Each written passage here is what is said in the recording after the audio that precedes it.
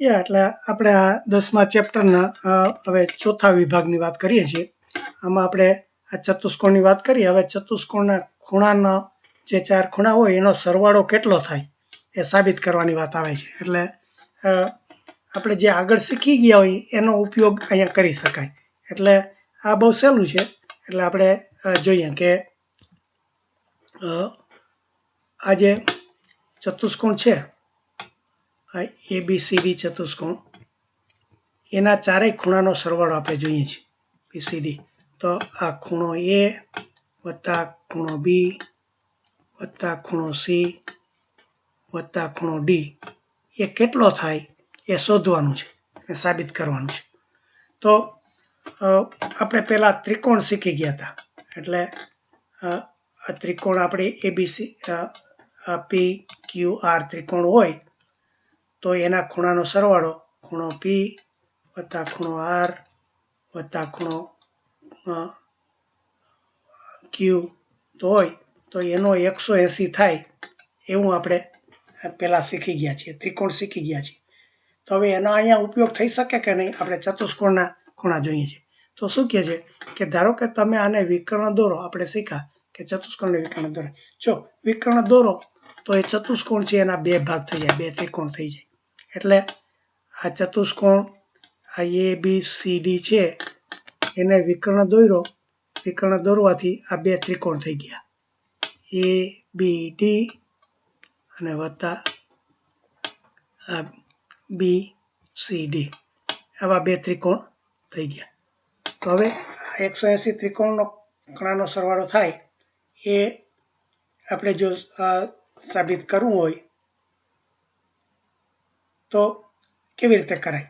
જો હવે આપણે આ રીતે વિકર્ણ દોર્યો તો એમાં બે ખૂણા વધી ગયા છે. તો આ જે બે ખૂણા વધી ગયા કે આ B ના બે ભાગ થઈ ગયા ને આ D ના બે ભાગ થઈ ગયા. તો એનો ઉપયોગ કેવી રીતે કરીએ? એટલે હવે એ ત્રિકોણના ખૂણા થઈ ગયા. એટલે આને આપણે આ B1 કહીએ, આ B2 કહીએ ખૂણો, આ D1 કહીએ, આ D2 કહીએ. તો શું થાય? આ ત્રિકોણ ABD છે એના ખૂણો A વત્તા ખૂણો B1 વત્તા ખૂણો D1 થાય. અને બીજો ત્રિકોણ છે, આ બીજો ત્રિકોણ આ BCD એના ખૂણો B2 ખૂણો B2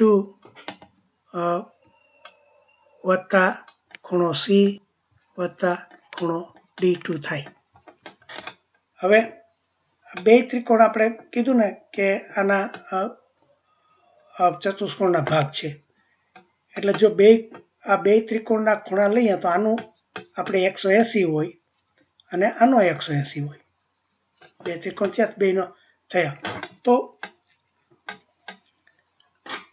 આ જે આપણે બે ત્રિકોણ જો ભેગા કરીએ તો શું થાય? એ 360 થાય. એટલે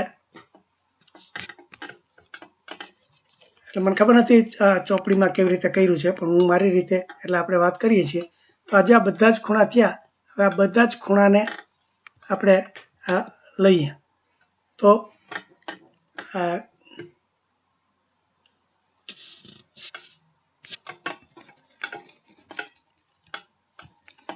કે આ ત્રિકોણ ABD વત્તા ત્રિકોણ BCD તો આ 180 વત્તા 180 એટલે આ 360 નો ખૂણો થઈ ગયો, 360 થાય. હવે આ ABD ના જે બધા ભાગ છે, આપણે આ ABD ના ભાગ A, B1, D1 અને આના B2, C, D2 થયા. તો હવે એને ફરી આપણે ABD ના લઈએ તો આ ખૂણો A એમાં આવ્યો, પ્લસ હવે આપણે આ બધા જ ભેગા કરી દીધા છે. જો આપણે બે ત્રિકોણ લીધા છે એટલે આમાં બધા જ ખૂણા આવી ગયા. તો આ એક ખૂણો આવી ગયો. પછી આપણે આ B1 ને B2 છે એ એક જ ખૂણાના બે ભાગ કર્યા છે. એટલે B1 ને B2 ને જો આપણે ભેગા કરીએ તો ખૂણો B થઈ જાય કે નહીં. પછી આ ખૂણો C છે, અહીંયા આ ખૂણો C, એટલે ખૂણો C, અને એવી જ રીતે અહીંયા આ D1 અને D2 છે એ જો આના એક જ ખૂણાના આપણે બે ભાગ કર્યા હતા, D1 D2. જેવી રીતે અહીંયા આ B1 B2 ભેગા કરો તો B થઈ ગયો, કારણ કે એક જ બાજુ આવ્યા છે એમ પહેલાને કેવું પડે. આ ખૂણાની આપણે જો હોય અહીંયા આ જો બે ખૂણા બને એક જ બાજુ આવતા હોય તો એનો સરવાળો થાય, પણ અહીંયા કોઈ બીજો એની બહારનો ખૂણો લેતા હોય તો એ ન ચાલે.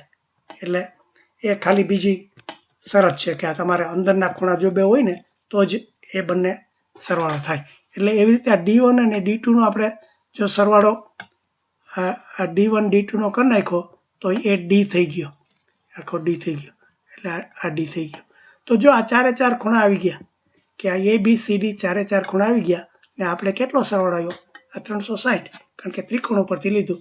તો આ રીતે આપણે આ ચતુષ્કોણના ચારેય ખૂણાનો સરવાળો 360 થાય એમ આપણે સાબિત કર્યું.